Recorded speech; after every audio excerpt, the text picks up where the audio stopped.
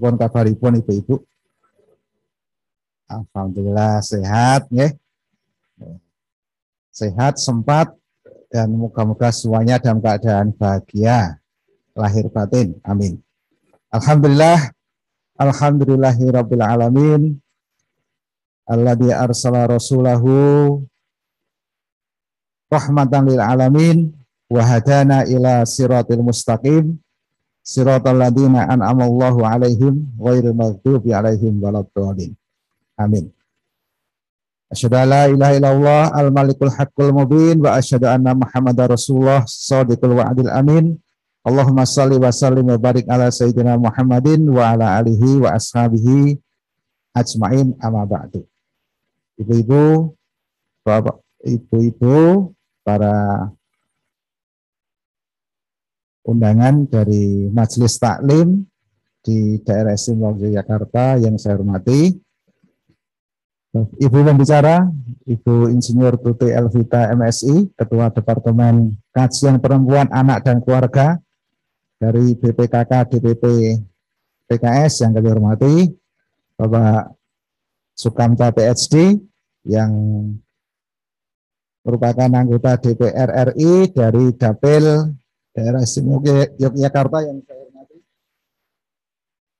serta semua yang hadir dalam majelis Zoom yang online pada pagi dan siang hari ini. Alhamdulillah, puji syukur kepada Allah Subhanahu wa taala, pada pagi hari ini kita dapat bersilaturahmi dalam rangka memperingati Hari Ibu yang jatuh pada tanggal 22 Desember yang lalu.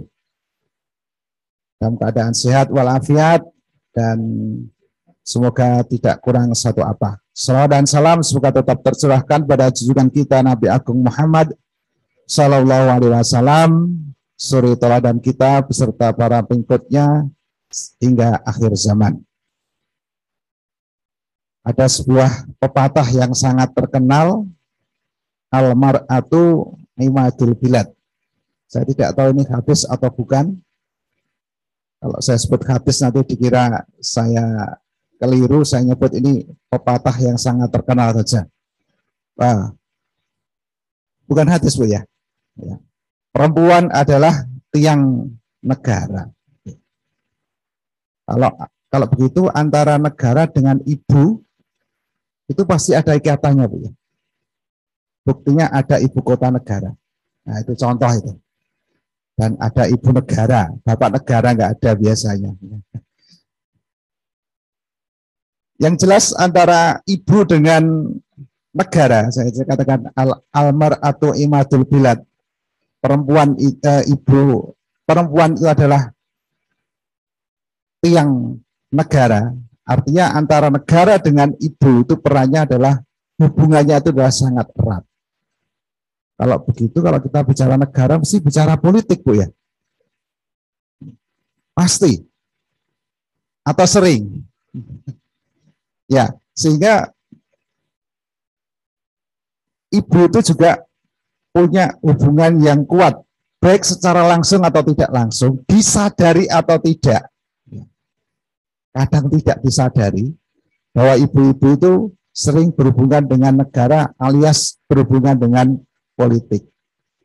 Contohnya adalah pada pagi hari ini. Kita ingin mendengarkan pembahasan tentang masalah apa, Bu? Undang RUU tentang PKS. Sekarang karena dulu ditolak, sekarang menjadi RUU tidak PKS. Ya, dulu RUU PKS, sekarang RUU tidak PKS. Maksudnya ada RUU nanti dibahas sendiri. Yang jelas Bapak Ibu sekalian saya hormati, rahimakumullah, bahwa isu tentang perempuan, isu tentang ibu, gitu ya, itu sangat berkaitan dengan masalah, beberapa masalah, diantaranya adalah masalah yang ini yang akan kita bahas pada pagi siang hari ini. Tidak usah serius-serius, Bu, ini, tapi yang penting santai saja. Ya, saya hanya ingin melihat saja bahwa tantangan ibu-ibu itu, tantangan perempuan ke depan ini adalah sangat berat. Dan kalau ingin merusak negara itu memang dirusak dari keluarga gitu ya. Ya. Cara merusak keluarga itu bisa secara langsung, bisa tidak langsung. Nah, di antaranya adalah yang tidak langsung itulah dengan adanya undang-undang yang sedang dibahas di DPR RI ini. Dulu undang-undang PKS itu kan isinya bagus Bu ya. Judulnya judulnya sangat bagus, penghapusan kekerasan seksual. Wah, bagus. Tapi ketok ini ya memang sing ketok itu ketok api ya sering kelihatan bagus tuh dari judulnya, padahal isinya bisa jadi adalah bertentangan dengan agama, bertentangan dengan undang-undang dasar, bertentangan dengan Pancasila, dan juga bertentangan dengan ini adat ketimuran. Tapi seringkali pembahasan seperti ini lewat begitu saja. Ya. Yang menolak undang-undang PKS itu juga tidak tahu isinya apa, gitu. Ya. Itu yang ayo segera sahkan kayak moco pora, gitu ya. Jojo ora moco, nek moco jojo ora mudeng, gitu kan ya. Ya, makanya nggak mudeng itu sebenarnya istilah kekerasan seksual aja itu sudah kontroversial gitu ya, apalagi nanti pada derivasinya. Sekarang ini Bapak Ibu sekalian yang saya hormati, meskipun undang-undang PKS, undang-undang RUU TPKS ini ditolak oleh banyak orang, banyak ormas. Kalau fraksi ini yang paling getol itu PKS Bu. Nah ini ya, jadi posisi PKS ini juga kecepit ya, minoritas gitu ya. Dewean minoritas. Nah yang lain itu kadang setuju dengan undang-undang itu ya karena gue kan mesti kayak menteri toh. Mesti kayak menteri kudu matur nuwun, kudune setuju gitu kan ya. Nah kita itu agak penaknya itu karena memang karena oposisi itu ya nolak itu santai saja, tidak ada beban. Dan kita menolak itu bukan karena kita nggak dapat jabatan loh ya. Kita menolak itu bukan karena padune randuwe gitu ya. Enggak, pada ratu kayak menteri enggak. Kita memang menolak betul-betul karena ini memang belajar dari agama kita dan juga kepentingan bangsa kita ke depan. Ini seringkali buser-buser itu Bu. Netizen itu bilang PKS suara keras terhadap undang-undang TPKS karena nggak dapat menteri, nggak dapat jatah. Termasuk fitnah ini juga sampai ke Muhammadiyah Bu. Muhammadiyah keras kenapa? Ya, karena menteri pendidikannya bukan dari Muhammadiyah. Ya, akhirnya sebenarnya tidak berdiskusi tentang masalah isinya itu, tapi justru malah alihkan pembicaraan juga padunya gitu ya. Nah, begitulah, jadi inilah ya yang namanya politik itu ya kayak gitu itu Bu. Ya, kita bersikap benar kadang disalahkan gitu ya, kita bersikap konsisten dikira ada apa-apanya ya, kita bersikap seperti dikira tidak ada apa-apanya gitu ya. Jadi memang berpolitik itu tidak boleh kuping tipis. Jadi memang begitulah. Dan kami ini siap resiko kita berpolitik, ya memang seperti itu. Kita resikonya sangat keras, ya. Dan tidak mudah Bu mempertahankan sikap seperti ini, karena seringkali kemudian diserang dari sisi lain nanti. Kita nanti diserang pada sisi yang lain. Jadi ini sebenarnya saya nggak perlu kita seperti ini. Tapi namanya politik itu ya banyak kotor. Tapi kalau kita itu tidak ikut-ikutan, nanti kotor semua. Nanti tidak ada yang lulus. Dalam politik ini kita hadir di dunia politik itu bukan sekedar untuk rebutan jabatan. Sebenarnya kalau kita itu mau jabatan sudah selesai Bu. Kemarin sudah dapat tawaran menteri, sudah sudah ada tawaran menteri itu, tapi tujuan kita berpolitik itu bukan sekedar cari kekuasaan. Kalau cari kekuasaan gampang itu. Tapi bagaimana untuk melindungi agama yang sekarang ini butuh dilindungi oleh kekuatan politik, kekuatan undang-undang di sini antaranya. Karena itulah saya senang sekali ibu-ibu majelis taklim berada di sini. Ya, paling tidak ibu-ibu menjadi, saya yakin majelis taklimnya sangat banyak, bisa menyampaikan kepada masyarakat apa yang menjadi topik sebenarnya dari undang-undang seperti ini, sehingga kalau toh ada yang menolak, ibu-ibu bisa paling tidak itu bisa menjelaskan, orang ngono kuwi, lah, mau coba judulnya, orang mau coba isinya, gitu kan ya.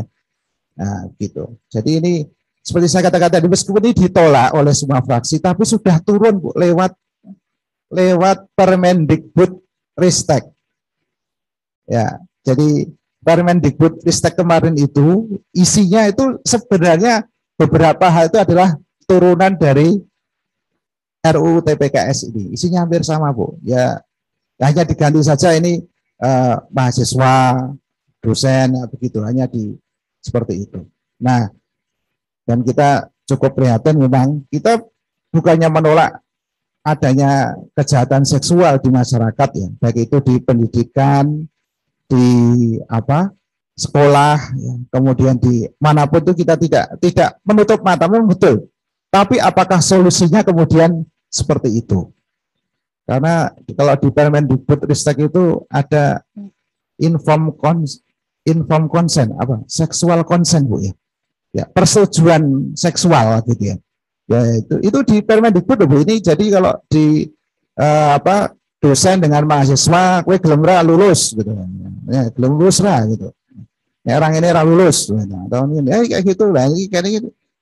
Ya kayak ini enggak terpaksa ya. Ya ora terpaksa loh ya, ikhlas loh ya.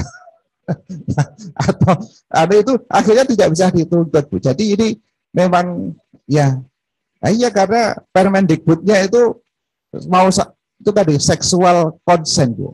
Ya, seksual consent itu persetujuan. Ya, cuman kalau persetujuannya biasanya tertulis Bu ya. Kalau nggak tertulis berarti buktinya nggak ada. Ya, jadi Bu, ini saya ceritakan bahwa kita berpolitik itu ternyata tidak sederhana. Ibu-ibu dulu waktu nyoblos itu tidak sederhana. Itu masalah 5 tahun ke depan gitu, besok yang kuasa siapa, maunya seperti apa, itulah pentingnya. Makanya ibu-ibu rasa ngomong politik itu kotor, wis marai usrek, marai fitnah dan sebagainya. Lah tapi ya kayak gitu Bu ya. Makanya ini kita itu, maksud saya ya kita bicara itu yang proporsional. Ada kalanya memang kita itu harus bicara politik, ada kalanya kita harus bicara nyantai saja gitu ya.